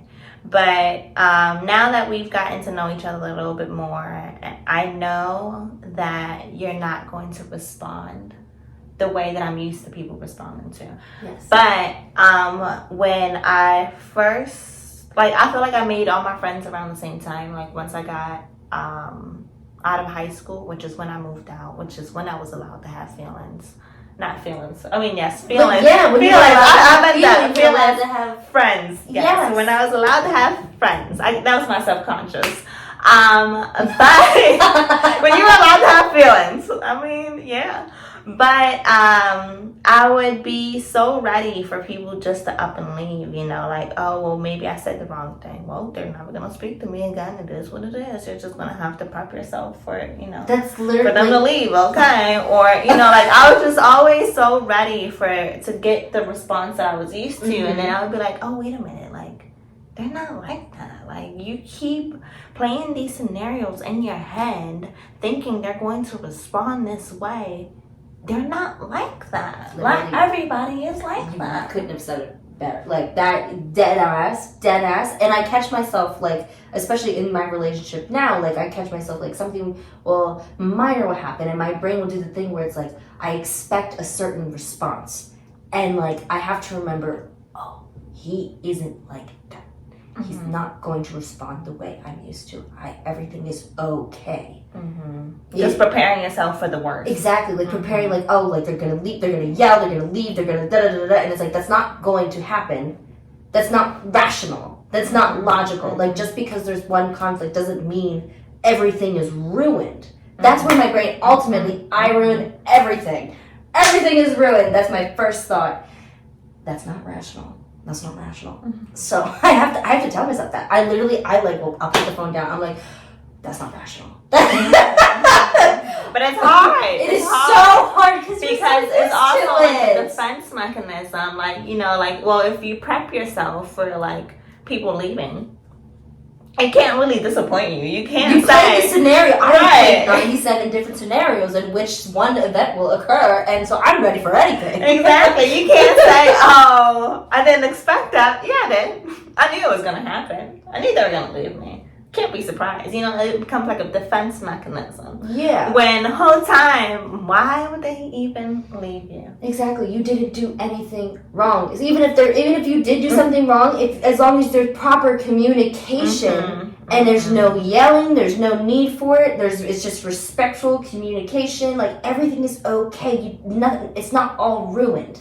It's just like catastrophizing the situation. Mistakes because that's happen. what we're used to. Exactly. Which is, it was hard for me at first to understand that mistakes were okay. That goes back to the conditional love. I was so scared to make a mistake, to say the wrong thing, to present myself as not the person that people want to be around, you know, or like the person they thought I was. It was always like, you can't mess up. You gotta be perfect. But nobody's perfect. Yeah. So your partner's not gonna be perfect. Like, it's like you both are. You know, it's supposed to be a team. Like, I wasn't raised thinking that relationships were a team. All I know is toxicity, and so it's like it was never a team. It was them against each other. So now in this relationship I'm in now, oh my God, it's amazing. We're a team. Oh fun. Have fun. Like, it's supposed to be fun. It's so much fun. Yes, you know that you have that support because you, like each other's rocks instead of each other's, like, we're instead of stabbing at each other, we're supporting each other. What an interesting feeling that I've never, and I feel like that, I want to learn how to communicate better for him, so that's, because we're a team. And so teams it's communicate. Yes, it's a great feeling to know that someone else is going through. I mean, I don't want to like make it sound like, oh, like I want someone else in my misery, but it's a great feeling to know that someone truly understands you because they're going through the same thing as you. You know, that's where like the team goes in. Like, okay, like if anyone understands me, it's my partner because we're in this together. Like we're literally going through the same shit together. We're a team. We're a unit. You know. Like, so like he knows how I feel. It's hard when all you know is toxic to untrain your brain. You know, like and accept unconditional love. Exactly. Like my go-to, silence. As soon as I silence, you won't hear from me. It's like I died. Like it's like where'd she go? Who knows? She's gone. She's don't gone. know how to deal with this silence. Because that's what I knew how to do. Like when I was growing up, if anything went wrong, I went to the bathroom and I took a bath because that's the only room in the house that I'm allowed to bath. And I'm naked, so they're not gonna come in. You can't yell at me if I'm in the bath. Exactly. And the water's running. I can't hear you anyways. So like.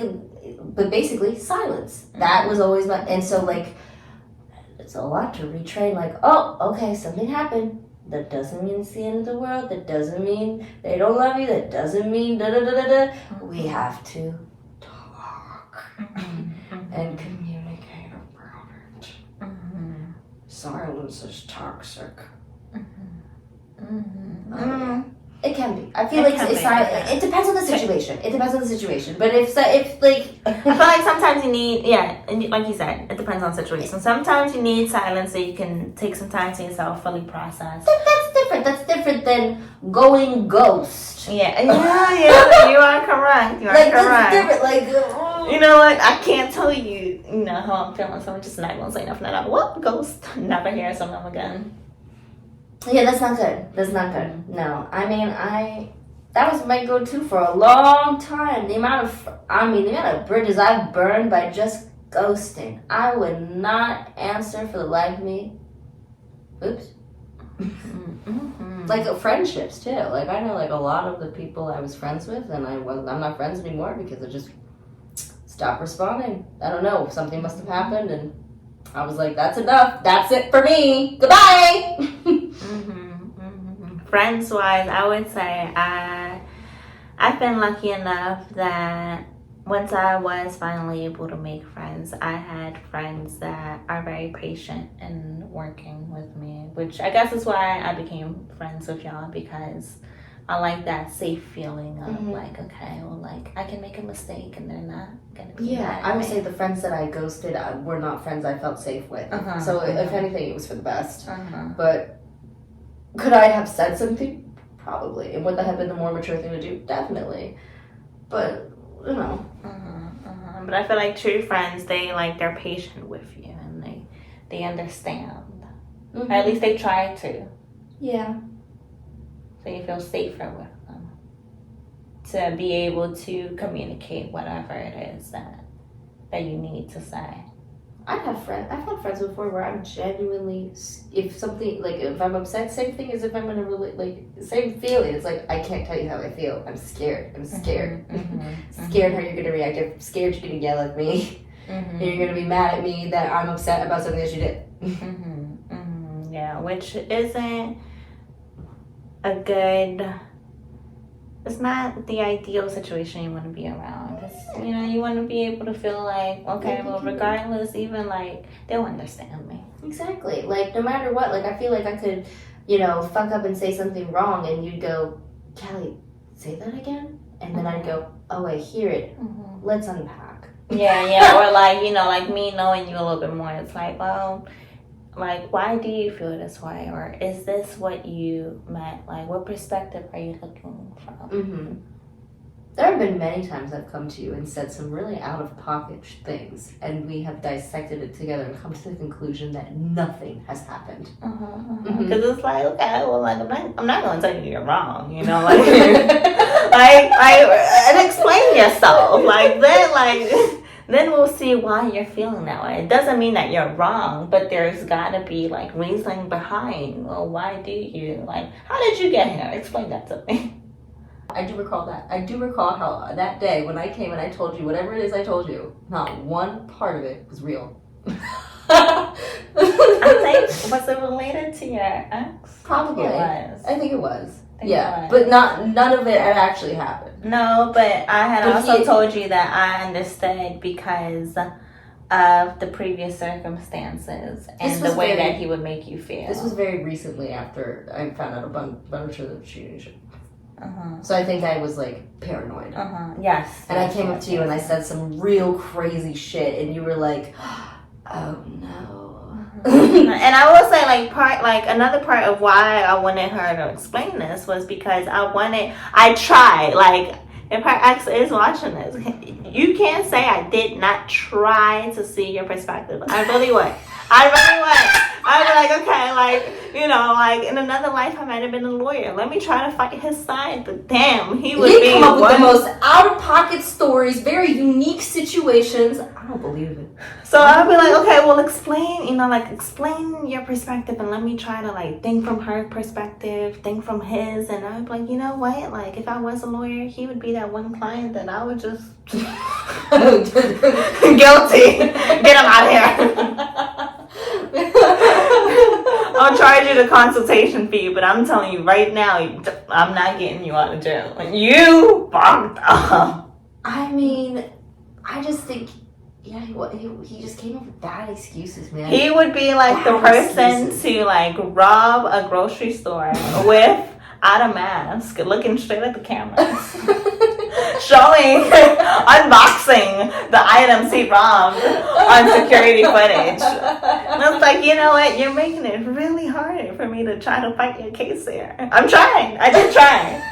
You can't say I didn't. I would try. No, it was just too much. It's just too much. Just too much.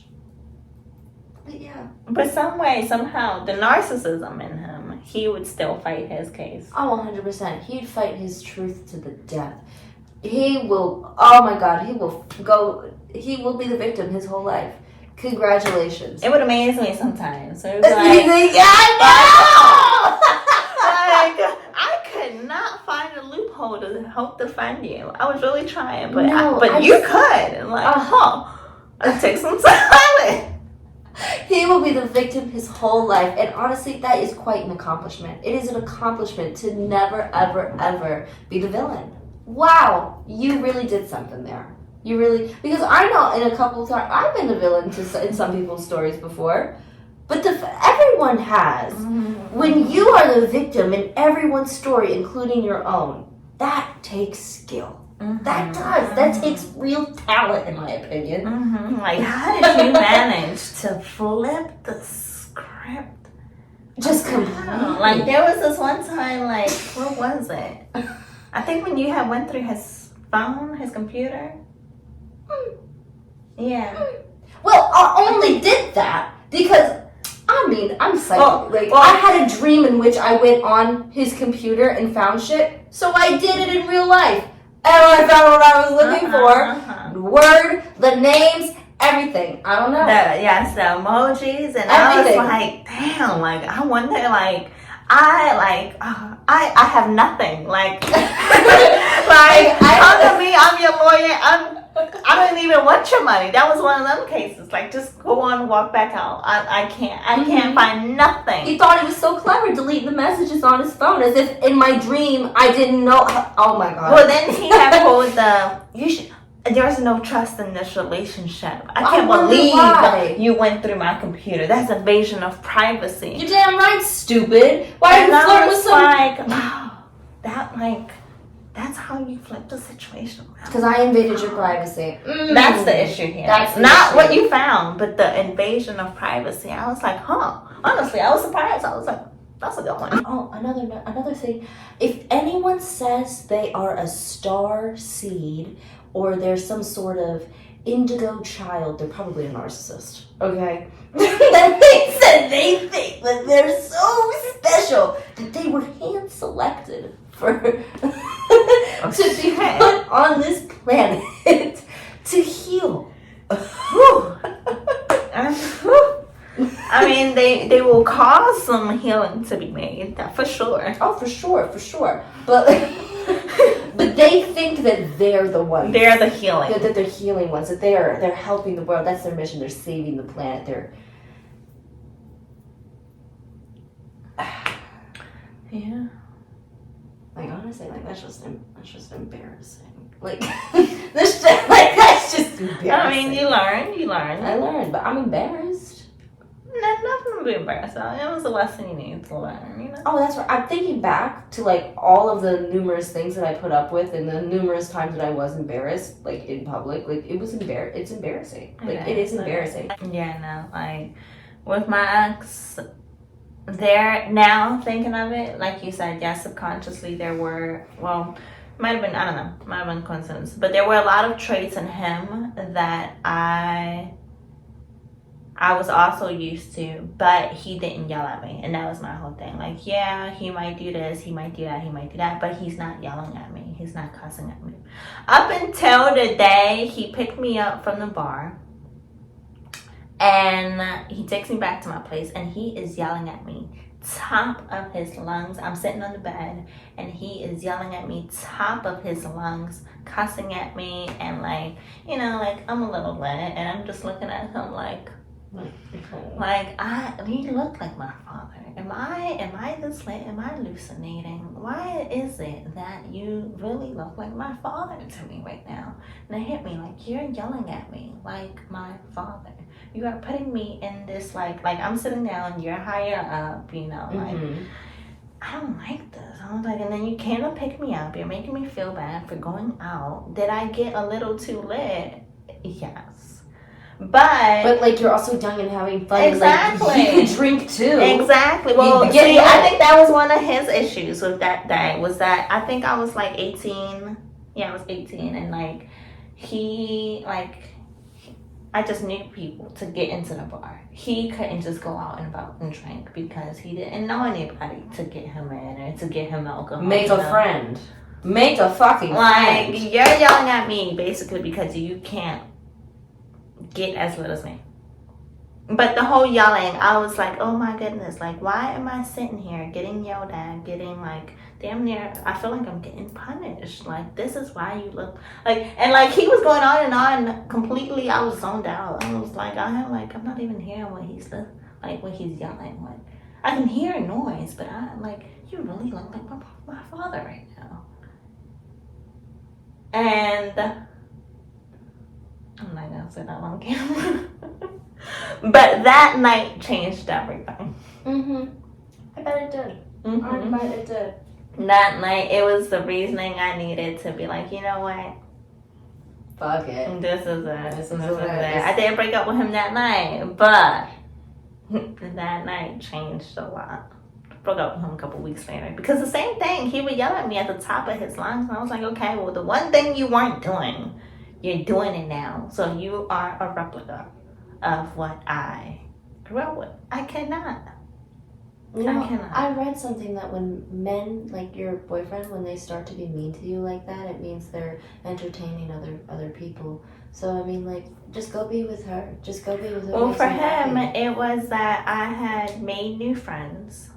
Oh, so he felt insecure. Yes, because now y'all see before I moved out, I didn't have friends, so he was my only friend. He could do whatever he wanted, and nobody would tell me different because I didn't have nobody else, to tell me. He was your only friend. Yes, he was my only friend. Yes. And then I started having all these friends. Narcissists do that. They isolate you. Which is why he didn't like my friends. Because then you would start telling them stuff. Yes. And I wouldn't feel like, okay, well, I have to be with him now to have somebody to hang out with because I had plenty of people that wanted to hang out, And they were a lot nicer to me. And like you said, they would tell me, hey, that's not normal.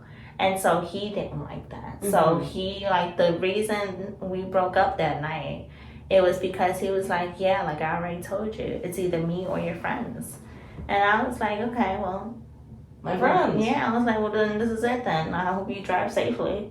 And then he was like, what, just like that? And then he started the whole manipulation thing on how I knew him for years and I had just met y'all, and how I could trust y'all more than him, and what was best for me. You see, and that's what's so telling. You barely knew us and felt safer with us immediately. Because you knew that no matter what you said or did, none of us are going to yell at you. None of us are going to do anything to hurt you. None of us, because and y'all were hanging out with me without even asking for, anything in return. yeah, I just wanted to hang out. I just wanted to be friends. Like, I didn't have any friends either. I was new to the area. I was so nervous. I was living on my own for the first time. I didn't know what to do. I dragged Jacob over for a sleepover. Said, never leave. Like, I was like, invite your friends over. We'll all be friends. I swear, I'm so likable. I'm agreeable, I swear. You were though. You were, and I was like, well, like, they're hanging out with me and they're being nice to me and they're not even my boyfriend. Like, why? Yeah. Like, which is all I really wanted. Like, like, they're not going to make me pay for everything just because I want to go out of the house. And they're not going to, like, keep throwing it in my face that they took the time out their day to go do an activity. No, like, just because it was something I wanted to do and not sit in the house. Who the hell wants it? Like, we want to go out and have fun. We're friends. We all want to do, like, a good boyfriend. You will have a good relationship, and then you can have friends as well. Like, you both have individual lives, because you're, at the end of the day, still individuals, and the fact that he was threatened by that is very narcissistic. Threatened by the fact that you have your own life with your own friends, just like he should have his own life with his own friends, and that at the end of the day, you two should just be a unit. And he didn't like my friends either way. It's not like I didn't try. I remember he didn't even try to get to know us. He just sat there in the corner and sulked the whole time. And he was telling me not to talk to y'all. Like, why not? They're girls and I'm a girl, and we can all just talk. Let's see what the girls do. Let the girls chat. Like, come on. Like, I don't want to. Like, first of all, I didn't even want to bring him. He forced me to bring him because that was another manipulation. He was like, why don't you want me to go? Why don't you want me to meet your friends? What are you telling them? Do they think you're single? And I was like, well, no, but like, why are you so worried? They don't know he's you. projecting his own shit on you. Like, it's like, well, what are you telling your people? Like, do you act like you're single? Because that's so that's such a like, that's weird. That's weird. And I mean, like, I was 18. I had just graduated high school, and everybody else was in college already. Like, I was barely even graduating high school, just graduated. Y'all had been... We were... I think it was my beginning of my sophomore year. Because it was Jacob's birthday, so it was the beginning of my sophomore year. I was a freshman in college, first semester. And, like, Josh and them, they were all... I think they were juniors in college. But I guess he felt insecure because it was like, well, I'm hanging out with older people and they can get me in the bars, and like, I have more fun with them. I mean, they have more money. Meow. Okay, Ruby, we'll finish up. All right. Did we answer all the questions? Yes, girl, we answered them a while ago. Oh, really? Yes, but I mean, we can go on for hours and hours and hours. She'll definitely be back on another episode. We have lots and lots of topics to cover. And make sure you follow her on all of her socials, Callie.Shelton. That's my Instagram, at CALI.SHELTON. Yes, and make sure you follow me as well at yes.mommy on Instagram, at my little talks, on all the other links. Everything will be down in the description, so it can be easy for y'all to follow us. Make sure you like, comment, subscribe, and have your notifications turned on so you can make sure you don't miss a video. Yay! Bye! Bye!